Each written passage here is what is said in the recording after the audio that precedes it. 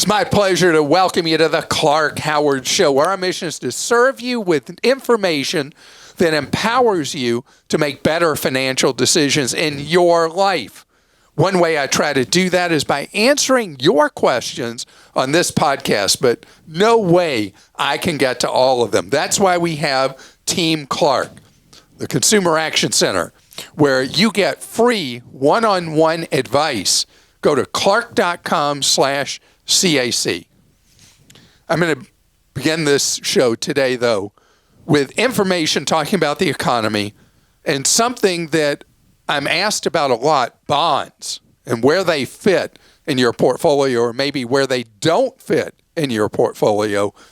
And later, a lot in the news recently about fully autonomous vehicles, self-driving cars. And I want to talk about that because a lot of people, after the bad publicity in San Francisco, I'll talk about if you didn't hear about it, are like, wow, this is something we totally need to put the kibosh on. I'm going to share with you my opinions coming up. But right now, I'm seeing article after article in the general news and in the financial news, trash talking what's known as the traditional balanced portfolio, which is roughly 60% stocks, 40% bonds, 70-30, 80-20, depending on your age, your situation, how much risk you're willing to take. Well, the last few years have been the worst years for doing this type of portfolio, where you do a mix of stock funds and bond funds in pretty much history. And so I'm reading all these stories with headlines about how bonds no longer play any role in your life. You should never buy bonds. You're much better off buying CDs or having money in savings accounts for the portion you wouldn't have invested in stock type choices.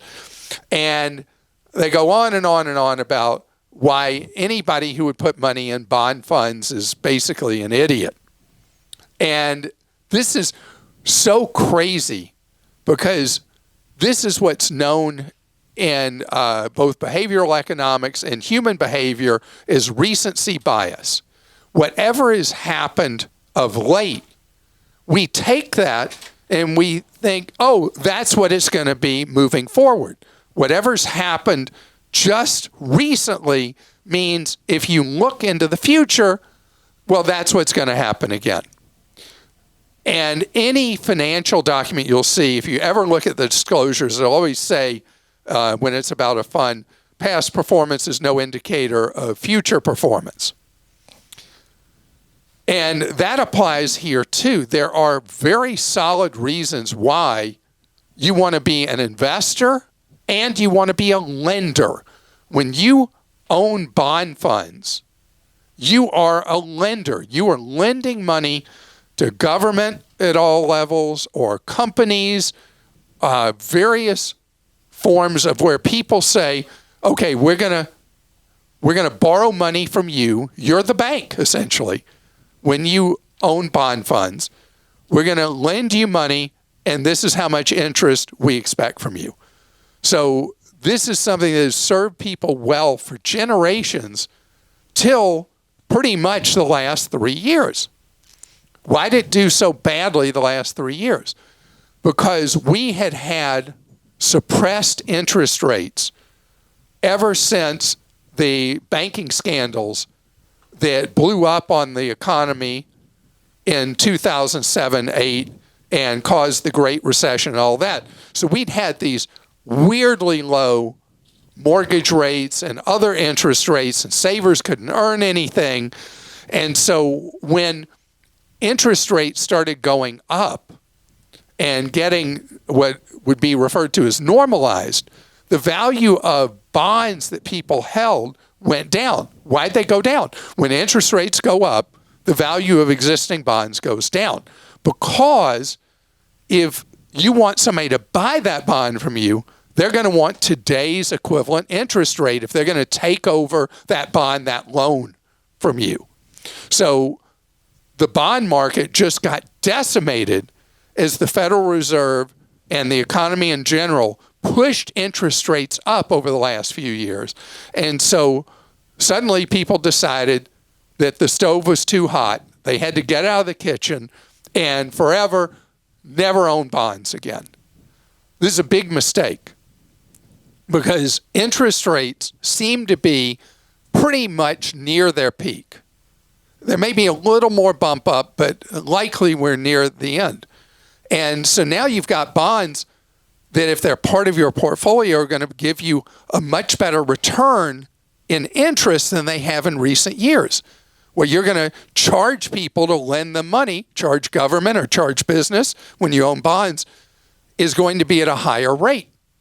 And so this is not a time to throw out the balanced portfolio or the mix of owning stock funds, index funds, ETFs, and owning bonds. So yeah, it was really ugly the last 3 years, but that doesn't in any way mean that what has worked for generations is never going to work again. It's actually the opposite. Just because things were bad the last few years doesn't mean you bail, throw it out moving forward. Because that, if I use another trite phrase, that's like throwing the baby out with the bathwater. Don't do it. So now it's time for your questions. And today we have Nicole here because Krista is with family this week. So are you excited to? I'm very excited to be here, yes. Well, it's great to have you here posing the questions today. Yes, thank you. And who are we starting with So today? we are starting with Rascal in Ohio. I have a number of iBonds purchased October 2001. Which makes you a genius. Which I thought were great investments, savings vehicle. Warren Buffett's prodigy, I am not. The average compounded interest as of now is 5.57%. Should I cash them in and dollar cost average into the market? I may need the money in 20 years or so. So if you bought Series I savings bonds in 01, my memory is you're earning with Series I savings bonds, I for inflation, you're earning two interest rates. You're earning the current inflation in the market that's reset every 6 months, and then you're earning a base rate. The bonds that were issued back when you bought them had a really nice base rate. So you earn the rate of inflation plus that base rate. Now, you were talking about your compound being 5.57. Now, remember, you own those through an era of virtually zero inflation in the economy in that Great Recession I was talking about earlier and the ongoing period after for years. So that's actually a great return over the last 22 years. You can own these for 30, and if you're earning a base rate of 1.6% or higher, and you can go online, you can see what your base rate is from these issued in October of 01. If it's 1.6 or above, I would say, remember, you get that, so you're always earning that above the rate of inflation. I would hold on to them till they would stop earning in 2031, in 8 more years. And then at that point, yeah, you take the money and then you start putting it into the market if it's a long-term holding. And I would totally think that would be longer term, a better mix of where you put your money than having it in Series I's. But buying them back when you did was actually a very good move. When other people were earning essentially zero on their savings, you have earned a compounded of over 5.5% over a very long period of time. A very good move on your part. Next question is from Esperanza in Florida. Does it make a difference on your credit score whether you request a credit card increase or if it's offered by the credit card? Thank you for your wisdom and your commitment to help so many of us. Thank you very much. And Esperanza, it makes no difference with a credit card if you request a credit limit increase or they just grant you a credit limit increase. In either case, the credit limit increase has the same beneficial effect for you, regardless of whether it was initiated by you as the consumer or just given to you where you get a letter in the mail from the credit card company saying, congratulations, because of your good credit history, we want to offer you a higher limit. There are people who don't like having higher limits because they're worried they will spend. And if that's you, then the higher credit limit is not a good idea. But particularly if you pay your balances in full every month, having an increased credit limit is fantastic for your credit standing, credit reputation, and ultimately your credit score. Next question is from Harry in Georgia. I bought my 2005 Toyota Camry new, and it now has 103,000 miles. In the almost 19 years I've had it, it has needed one repair, a brake light bulb burnout. Wow. That's amazing. Wow. Toyota needs to put you in a commercial. Yes. I went to Walmart and bought a new one for $2. My children say that I should get a new car with all the new safety features. I am 75 and now only drive about 3,000 miles a year and never more than 25 miles from home. The controls and features in my children's cars seem complicated and confusing. I'm afraid that I might be less safe in an unfamiliar new car. Do you think I should get a new car? By living as you advise, cost is not a factor. I would pay cash for any new car. So, Harry, I don't agree with your kids in this case. Your Camry is still a baby. I mean, 103,000 miles. And yeah, you'd have a lot more safety features on the vehicle. You'd have, all the backup cameras, the warnings about traffic, warnings about, a vehicle to the left or right of you that maybe you're not seeing in your mirrors. You'd have automatic emergency braking and on and on and on. You don't drive enough miles in a year that the cost-benefit analysis would make any sense for you to buy a new car. You are financially independent. You have the money to pay cash for a new car. If it's what you want to do, fine. But don't do it because your kids want you to do it, because that Camry is still a baby, an infant. 103,000 miles? You've spent $2 in repairs on that vehicle in all those years on that Camry? I think your car is just fine, and keep driving it till you say, I want that shiny new one.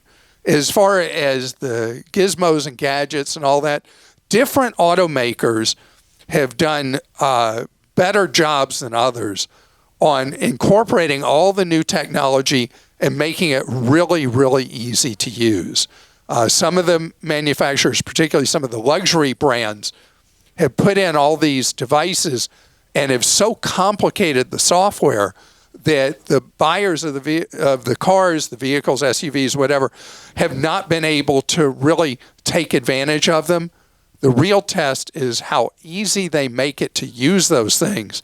And if you did, as a loyalist of Toyota, you did buy another Toyota, they've done a better job than many other brands in incorporating the new safety features and making them easy as a driver to use them. But whatever you want to do, fine. Speaking of new gizmos, gadgets, and safety features on cars, I'm going to talk about fully autonomous self-driving cars straight ahead. Right now, they're much in the news because of a tragic accident in San Francisco, and I'm going to talk about that and the role I see coming for self-driving vehicles. General Motors has spent billions on developing technology that makes cars fully autonomous with no driver needed or necessary. I remember years ago when I was at CES, the Consumer Electronics Show, Mercedes had a test car that had no steering wheel, no brakes, no accelerator, nothing. It was just a fully autonomous robotic Mercedes. And there were a number of times at CES in Las Vegas where I rode in fully autonomous cars around Las Vegas. And at first you're sitting in it and this total lack of control. And then you get used to it. At Babcock Ranch in Southwest Florida, I was there doing a TV special, And this is a city of tomorrow built for the middle class that does a lot of really cool things. And I was riding around town in an autonomous shuttle that would hold about 25 people. And it did its job perfectly. On the other hand, this stuff is not easy.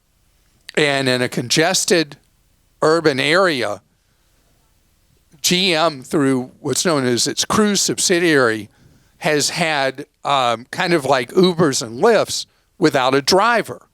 Fully autonomous General Motors cars that would take people around. You'd order one on an app, you'd ride around in it.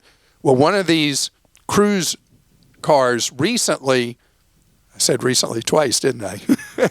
One of these was driving around, hit a pedestrian, and dragged them down the street. And serious injuries involved. And so California lifted the license to allow Cruise to operate in the state, and GM has temporarily shut down the Cruise program. Now, I have a lot of experience with this, with what's known as level 2 driving, which is not fully autonomous, no driver, because the first Tesla I got that had any elements of self-driving was one I got in 2015. And so it had very early what they called autopilot self-driving on the freeway that, truth be told, 8 years ago was pathetic. I mean, it was not good at all. It would suddenly veer out of the lane and do all kinds of weird stuff. Today, with all the deep data that Tesla has, I can set my destination, get in the Tesla, and when it enters the freeway, it can do all the driving, adjust to traffic around it, pass the cars if there's a slow car in the lane I'm in, get back in the right after it's passed, keep perfect distance from the car in front of me, and I trust it completely on a freeway trip. And particularly if I'm doing a long over-the-road trip, it drives so much better than I can because there's no what's known as highway hypnosis, no fatigue that occurs over time on the road. On the other hand, as the generations of the Tesla technology have improved, now I have the system in my car where I can set a destination in town and it comes up to a red light and knows what to do, comes up to a stop sign, knows what to do, comes to a four-way stop, knows who's supposed to go next, although we as humans never seem to know at a four-way stop. And it does it reasonably well and much better than it did when this first launched, the city driving, turn-by-turn city driving. I don't use it anymore. There have been enough times that I find I'm distracted because I forget to even pay attention to what's going on and I'm doing whatever, and it has an oops. And so I don't use it on urban streets. If I'm on a suburban 4-lane divided, I'll use it. It works very well. But in tight urban environments, I use it 100% of the time on the freeway, 100%. So this is an evolutionary process. We're not ready yet for prime time like GM was doing with Cruise. We're not ready for Elon Musk's promise that, in the next quarter, these are going to be completely autonomous. How many times has he promised that? But it is going to happen. My experience, we're obviously not there yet. With the deep data that's being stored and recorded and the improvements with technology, there will be a day where my kids will totally drive in a vehicle where they're not driving. They're just sitting, like the Mercedes I saw at CES. And their kids will probably never learn how to drive because they'll get in some kind of autonomous pod. And This is not sci-fi. This stuff is going to happen. It's just not ready yet. And Nicole, are you ready for me? What questions do you have for me? We have a question from Lisa in Connecticut. I would love to hear Clark address the need to repeal the Social Security, WEP, and GPO, which unfairly penalizes teachers and other public servants who pay into Social Security through previous careers, second jobs needed to make ends meet, etc. In my case, as a retired teacher in Connecticut with a small pension, I am not eligible to collect any of the Social Security that I worked for and paid into over the years in a previous career and in my summer jobs or in my current part-time job, retirement gig. Worse, should my husband predecease me, I will lose all but about $100 of his projected $2,000 a month benefit. It is unbelievable to me that teachers, firefighters, police officers, and other public servants are still being treated like this, and I would love to hear Clark weigh in and perhaps add his voice to those calling for change. So, Lisa, this has two sides to it, and you are completely right that people who work in job categories where they have some form of public employee pension end up being discriminated against, and their spouse gets discriminated against on Social Security. Here's the problem, is that there's an exemption on paying into Social Security in those jobs. And the real answer is no one can live or should try to live on Social Security alone. A pension is a great way to build up a meaningful income in retirement. Is one of what they refer to as the three stools, that you have what you've saved, the pension, and Social Security. The fact that so many of these state and local jobs don't require paying into Social Security is why the law has these exclusions, WEP and GPO, that keep you from being able to earn a Social Security check along with whatever pension benefit and whatever money you've saved otherwise in retirement accounts or however you've saved. So the real answer here, the solution, is that throughout a career that people pay into Social Security. Then you're not going to have these weird penalties that end up potentially impoverishing people in retirement who've done so much disservice as teachers, police officers, firefighters, whatever. So the real solution is to end the exemption from paying into Social Security as part of what these same worker groups don't pay into right now. From Peggy in Ohio, I am invited to a wedding and the invite is via a web platform. The gift registrar is nicely set up, but I want to give the couple cash, meaning money they can spend or save. The website offers that option, and they say the couple will receive a gift card or voucher. Oh, yeah, right. Go on. Anything wrong with just putting a check in a card and bringing it to the reception like the olden days? I use safety checks purchased at Costco. I don't want my gift depreciated by handling fees. Thanks. Peggy, you're so right. You know, it's funny because with the electronic registries, if someone wants to do old school and just give the couple cash, you get clobbered with very significant junk fees. So, yeah, go back analog. Write that check. Give it to them. They'll be happy to have it. And even though they may not know what you do with the check when you receive one, they'll figure it out and they'll use that check. And I'm completely with you. Right now, it is time for today's Clarkie. And what do we have, Nicole? This is Clarkie Brian. All right, Brian. This is Brian from the Pacific Ocean coast of Washington State. Hello. Clark, it's amazing. I've been listening to you for over 20 years now. I don't put up with anyone else in my life who talks with such enthusiasm about NFL football or travel. Clark, real football happens at your local high school on a cold Friday night. That's real football, not what you watch on television. Travel. Let other people waste their time and money running all over the place and putting up with the hassles. You can see any possible travel experience you'd ever want to take documented by someone on social media, on YouTube, or on a website.